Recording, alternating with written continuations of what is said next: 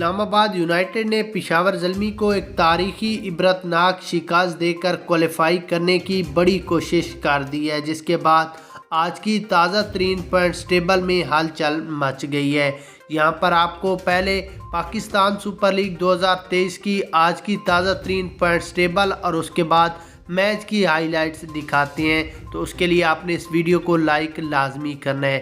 اس کے بعد اگر یہاں پر میچ کی پوائنٹس ٹیبل کی بات کریں تو پوائنٹس ٹیبل میں پہلے نمبر پر ہے ملتان سلطان، جنہوں نے 5 میچوں میں 4 میچ جیتے اور 1 میچ ہارے، ان کے پوائنٹس ہیں 8۔ اس کے بعد دوسرے نمبر کی بات کریں تو لاہور قلندر ہے، جنہوں نے 3 میچوں میں 2 میچ جیت کر 1 میچ ہارا ہے اور ان کے پوائنٹس ہیں 4۔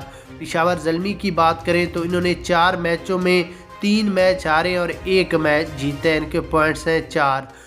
کراچی کنگ کی بات کریں تو انہوں نے 5 میچوں میں 1 میچ جیتے اور 4 میچ ہارے، ان کے پوائنٹس ہیں 2۔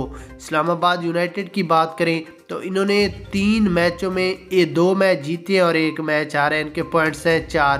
کوئٹہ گلیڈیٹرز کی بات کریں تو انہوں نے 4 میچوں میں 3 میچ ہارے اور 1 میچ جیتے، ان کے پوائنٹس ہیں 2۔ اس کے بعد اگر یہاں پر میچ کی ہائی لائٹس پر نظر ڈالیں تو پشاور زلمی نے پہلے بیٹنگ کرتے ہوئے 156 رنز کا ٹارگٹ دیا اور 8 کھلاڑی آؤٹ ہوئے، جس میں محمد حارث نے 40 رنز جبکہ بابر اعظم نے 75 رنز بنائے۔